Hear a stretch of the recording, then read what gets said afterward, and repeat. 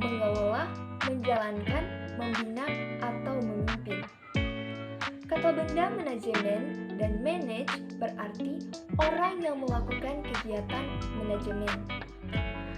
Freeman dan Gilbert menyatakan bahwa manajemen adalah proses dari perencanaan, pengorganisasian, kepemimpinan, serta pengawasan terhadap anggota organisasi dan penggunaan sumber daya alam yang dimiliki organisasi untuk mencapai tujuan organisasi. Kelas dalam perspektif pendidikan dapat dipahami sebagai kelompok peserta didik yang berada pada waktu yang sama, menerima pelajaran yang sama, serta bersumber dari guru yang sama. Jadi, secara umum, pengertian dari manajemen kelas adalah manajemen kelas terdiri dari dua kata, yaitu manajemen dan kelas. Manajemen merupakan rangkaian usaha untuk mencapai tujuan yang telah ditetapkan dengan memanfaatkan orang lain. Sedangkan kelas adalah suatu kelompok yang melakukan kegiatan belajar bersama sesuai tujuan yang telah ditetapkan oleh kelas tersebut. Guru berperan sebagai manajer utama dalam merencanakan, mengorganisasikan, mengaktualisasikan, dan melaksanakan pengawasan atau supervisi kelas. Jadi, di dalam manajemen kelas tentunya guru sangat-sangat berperan penting. Tentunya manajemen atau pengelolaan kelas sangat penting untuk diimplementasikan dalam kegiatan pembelajaran di kelas. Kebutuhan terhadap manajemen kelas bukan hanya kebutuhan akan efektivitas dan efisiensi proses pembelajaran melalui pengoptimalan fungsi kelas. Namun, lebih dari itu, manajemen kelas merupakan respon terhadap semakin meningkatnya tuntutan peningkatan kualitas pendidikan yang dimulai dari ruang kelas. Ketika kelas terganggu, guru harus berusaha meningkatkan atau mengembalikannya agar tidak menjadi penghalang bagi kegiatan pembelajaran untuk para siswa. Teman-teman sekalian, suatu sistem pendidikan dikatakan berkualitas jika proses pembelajarannya berlangsung secara menarik dan menantang, sehingga peserta didik dapat belajar sebanyak mungkin melalui proses belajar yang berkelanjutan.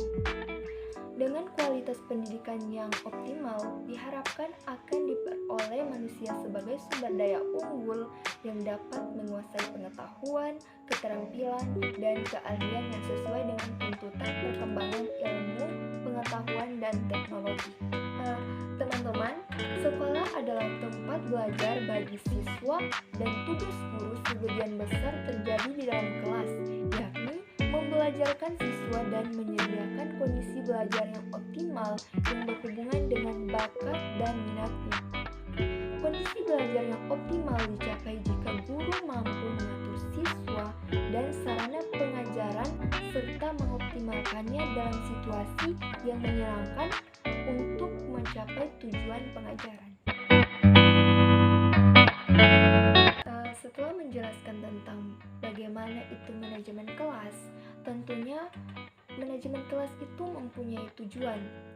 Secara umum, tujuan pengelolaan kelas adalah menyediakan fasilitas bagi bermacam-macam kegiatan belajar siswa dalam lingkungan sosial, emosional, dan intelektual dalam kelas.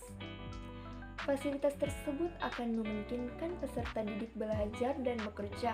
Terciptanya suasana sosial yang memberikan kepuasan, suasana disiplin, perkembangan intelektual, emosional, dan sikap serta apresiasi pada siswa. Bagi peserta didik, pengelolaan kelas bukan sekedar bertujuan untuk mengatur kondisi kelas, tetapi juga meliputi pengaturan berbagai komponen.